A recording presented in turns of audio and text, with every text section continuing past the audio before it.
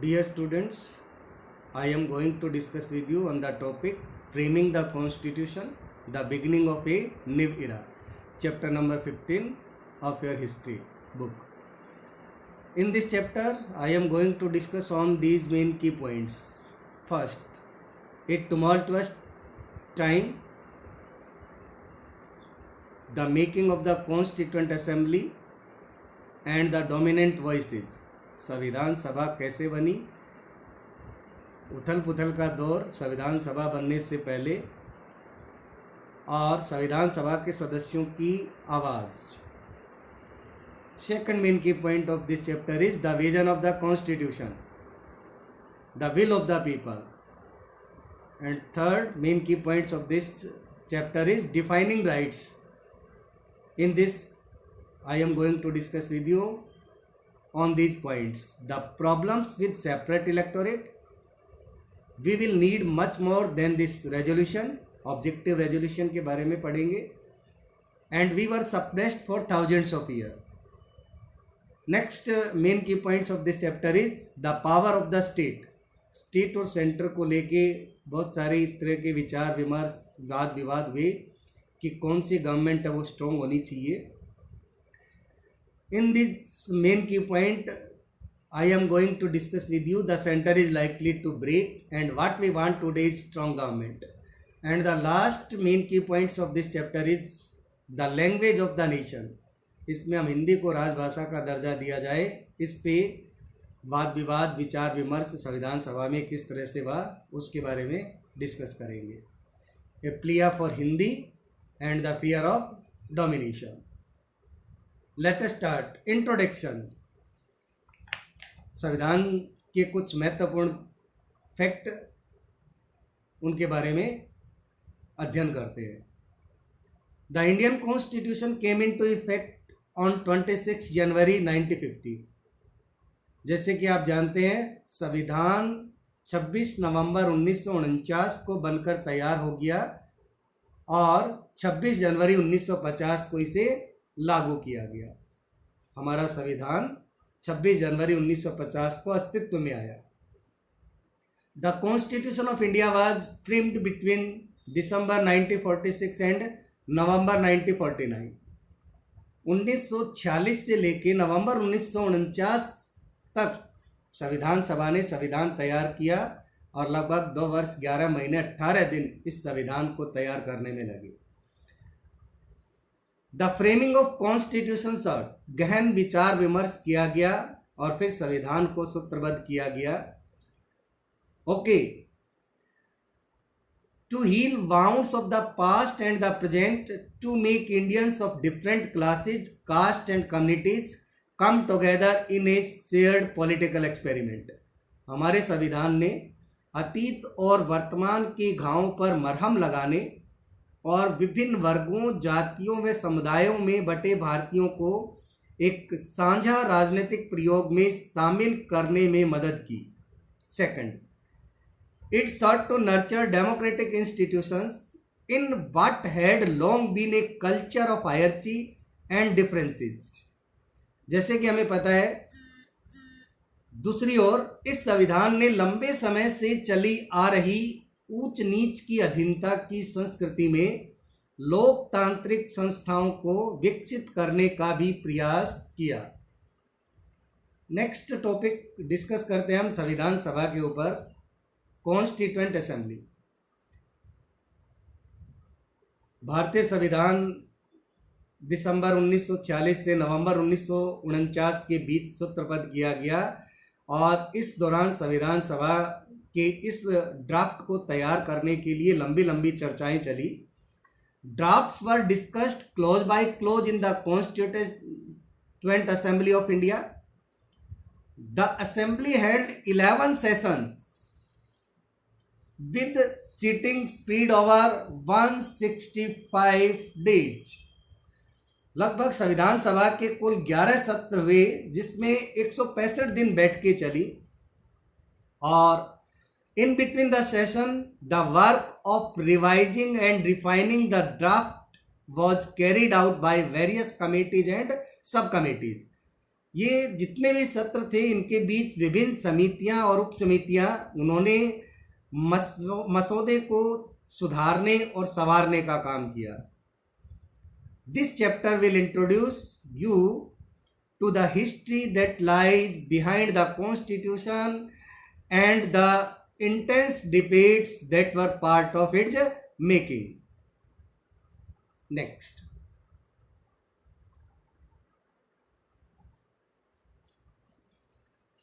First main key point, एक tumultuous time, उथल पुथल का दौर। इसमें कुछ महत्वपूर्ण बिंदु हैं जो आपको याद रखने हैं। संविधान सभा से पहले की राजनीतिक परिस्थितियां भारत की, the political background of constituent assembly, the quit India struggle of 1942। आपको पता है जब संविधान सभा बनी तो उस समय लोगों की याद में 1942 का भारत छोड़ो आंदोलन जीवित था, और ये कह सकते हैं कि जो ब्रिटिश राज के खिलाफ संभवतः सबसे व्यापक जन आंदोलन था। Next, the INA and Subhash Chandra Bose and INA trials. दूसरा पॉइंट, विदेशी सहायता से सशस्त्र संघर्ष के जरिए स्वतंत्रता पाने के लिए सुभाष चंद्र बोस द्वारा किए गए प्रयास भी लोगों की याद में थे। Next, riot of royal Indian navy in Bombay and other cities. 1946 के दौरान बंबई तथा अन्य शहरों में रॉयल इंडियन नेवी, जो शाही भारतीय नौसेना के सिपाहियों का विद्रोह था, वो भी बार बार लोगों को आंदोलित कर रहा था और लोगों की सहानुभूति उन सिपाहियों के साथ थी। Mass protest of workers and peasants in different parts of the country 1940, जो ये दशक था 40 का दशक, इसके आखिरी सालों में देश के अलग अलग भागों में मजदूरों और किसानों के आंदोलन भी हो रहे थे। The violence culminated in the massacre that accompanied the transfer of population when the partition of India was announced। Bharat का विभाजन हुआ तो हमने ये भी देखा कि किस तरह से नरसंहार, दंगे फसाद हुए। On 15th August 1947, India had been made free, but it had also been divided. Millions of refugees were on the move. Muslims into East and West Pakistan, Hindus and Sikhs into West Bengal and the eastern of the Punjab. Next, when the British left India, the constitutional status of these princes remained ambiguous।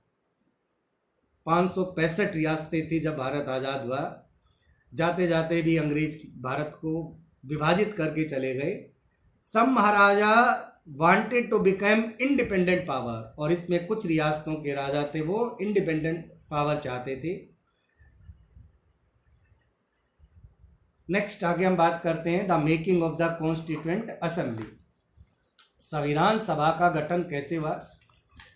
The members of the constituent assembly were not elected on the basis of universal franchise. भारतीय संविधान सभा बनी तो उस संविधान सभा के सदस्यों का चुनाव सार्वभौमिक मताधिकार के आधार पर नहीं हुआ था। तो फिर कैसे हुआ? In the winter of 1945-1946 provincial elections were held in India. 1945-46 में भारत के प्रांतों में चुनाव हुए थे। The provincial legislature then choose the representatives to the constituent assembly, और इन चुनावों के बाद प्रांतीय संसदों ने संविधान सभा के सदस्यों का चुनाव किया था। The constituent assembly was dominated by one party, the Congress. संविधान सभा में कांग्रेस प्रभावशाली थी, ज़्यादातर संविधान सभा के सदस्य थे वो कांग्रेस पार्टी से संबंध रखते थे। Next, the Congress swept the general seats in the provincial election and the Muslim League captured most of the reserved Muslim seats। इन चुनावों के अंदर कांग्रेस ने जनरल चुनाव क्षेत्र थे उनमें भारी जीत हासिल की थी, और मुस्लिम लीग है उसको ज़्यादातर जो मुस्लिम आरक्षित सीटें थी वो जीती थी। Next, but the league choose to boycott the constituent assembly, लेकिन जो मुस्लिम लीग थी उसने हमारी जो संविधान सभा उस समय तैयार हुई, चुनी गई, उसका बहिष्कार करना उचित समझा। Okay, pressing it's demand for Pakistan with A separate constitution, और एक अलग संविधान बनाकर उसने पाकिस्तान की मांग को जारी रखा। Next, the socialist too were initially unwilling to join, they believed that the constituent assembly was a creation of the British. Next,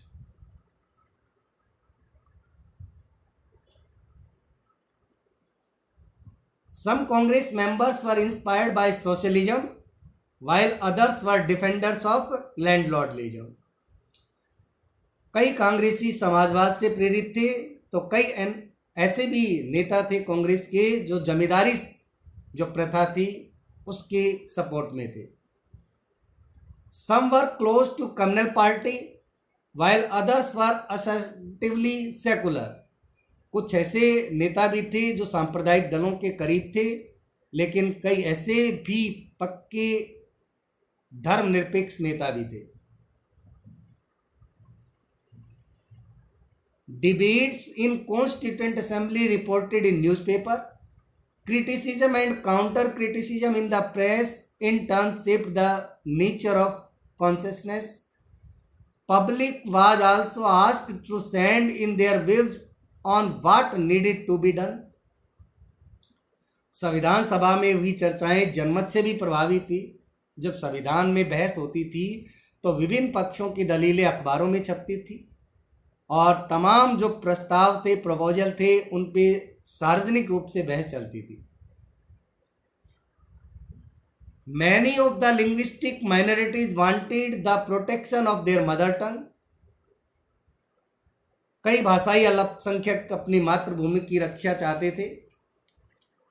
Religious minorities asked for special safeguards. धार्मिक अल्पसंख्यक अपने विशेष हित सुरक्षित करवाना चाहते थे। Dalits demanded an end to all caste oppression and reservation of seats in government bodies.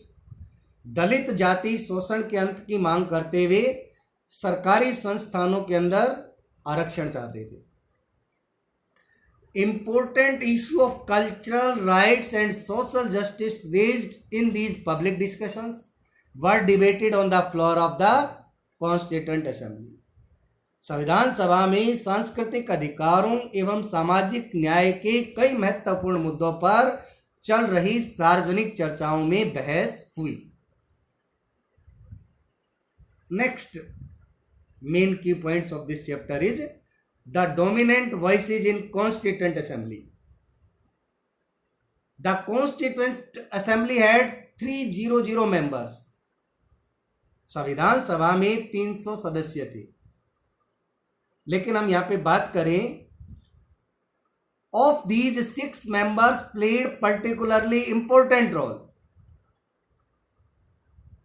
इन 300 सदस्यों में से 6 सदस्यों की भूमिका बहुत ज्यादा महत्वपूर्ण रही। The 3 were representative of the Congress.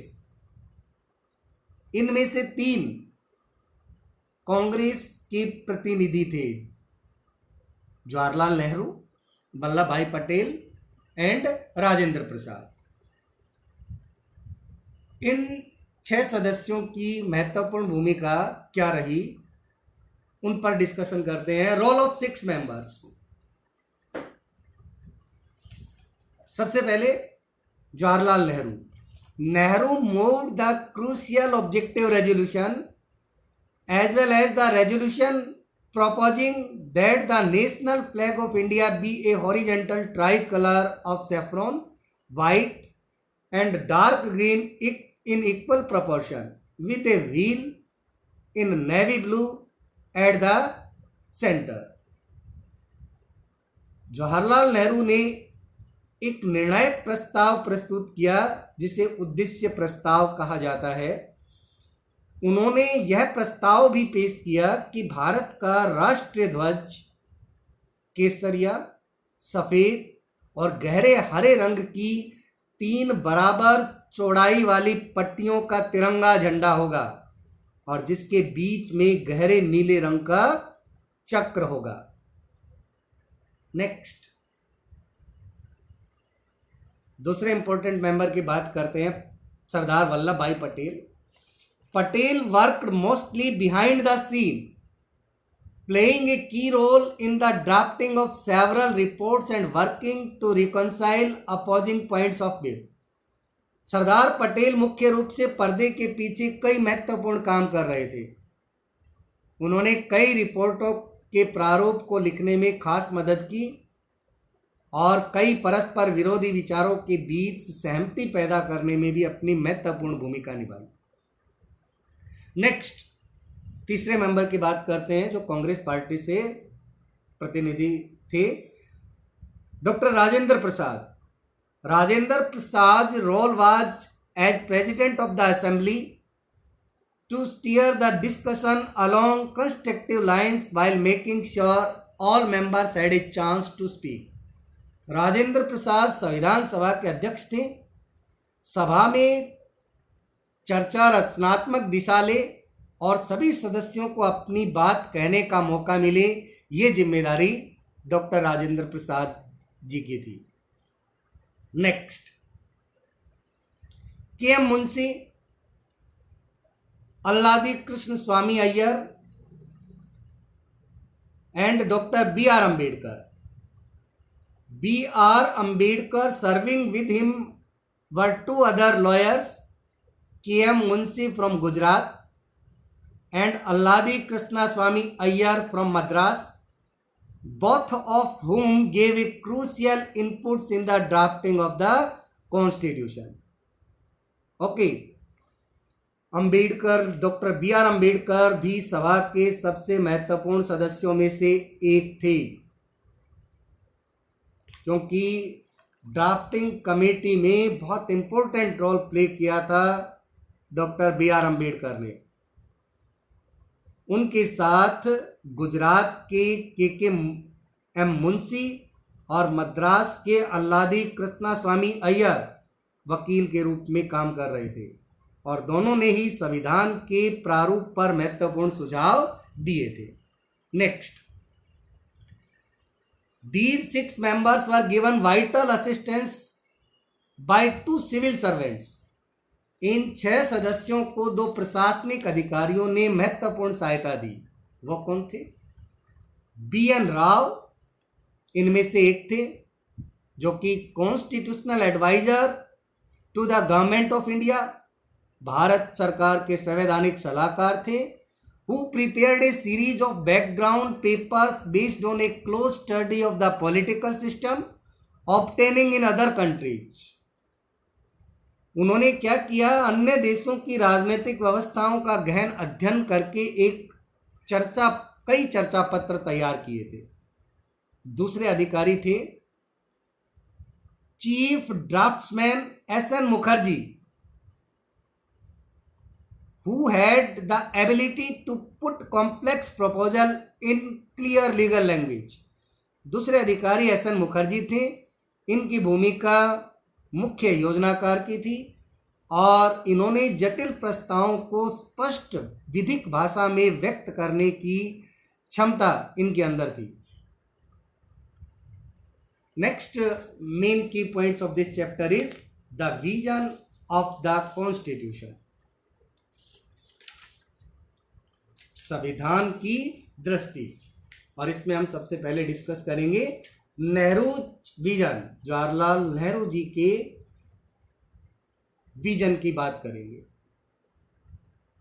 Objective resolution that was introduced by Nehru in the constituent assembly. बहुत इंपॉर्टेंट और महत्वपूर्ण है डेट, ये भी याद रखनी है आपको, डेट एंड सन। On 30 December 1946, Jawaharlal Nehru introduced the objective resolution in the Constituent Assembly।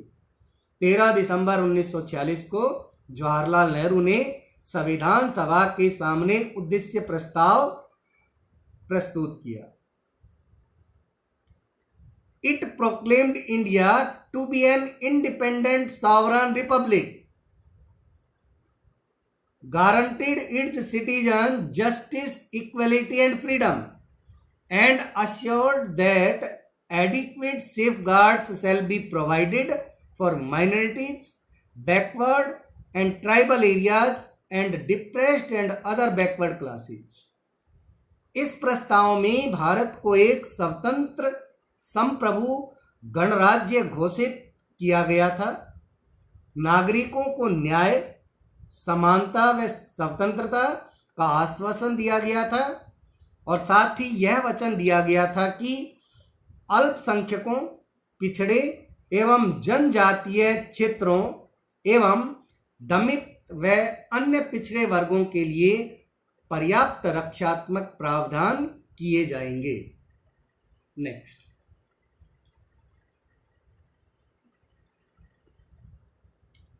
Nehru placed the Indian Constitution in a broad historical perspective।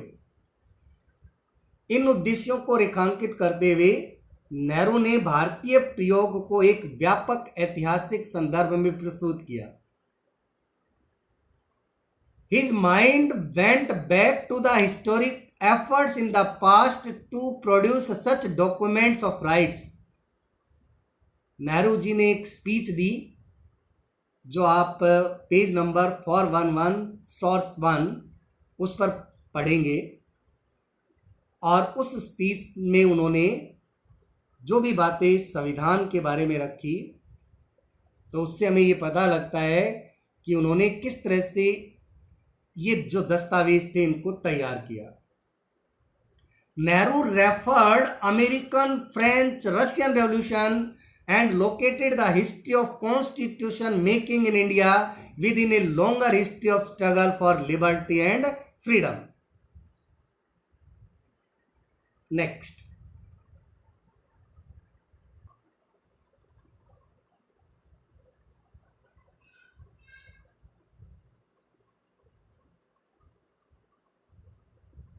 Nehru ji ने अमेरिका और फ्रांसीसी क्रांति का हवाला देते हुए भारत में संविधान निर्माण के इतिहास को मुक्ति एवं स्वतंत्रता के एक लंबे ऐतिहासिक संघर्ष का हिस्सा सिद्ध किया।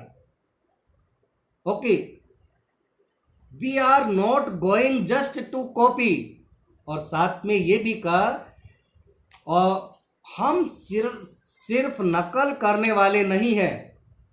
Nehru did not define the specific form of democracy and suggested that this had to be decided through deliberation। Okay, उनके शब्दों में भारत में शासन की जो व्यवस्था स्थापित हो वह हमारे लोगों के स्वभाव के अनुरूप उन सभी को स्वीकार्य होनी चाहिए। And he stressed that the ideals and provision of the Constitution introduced in India could not be just derived from elsewhere। We are not going just to copy, he said। Okay, the system of government established in India had to fit with the temper of our people and be acceptable to them। So it was necessary to learn from the people of the West from their achievement and failures।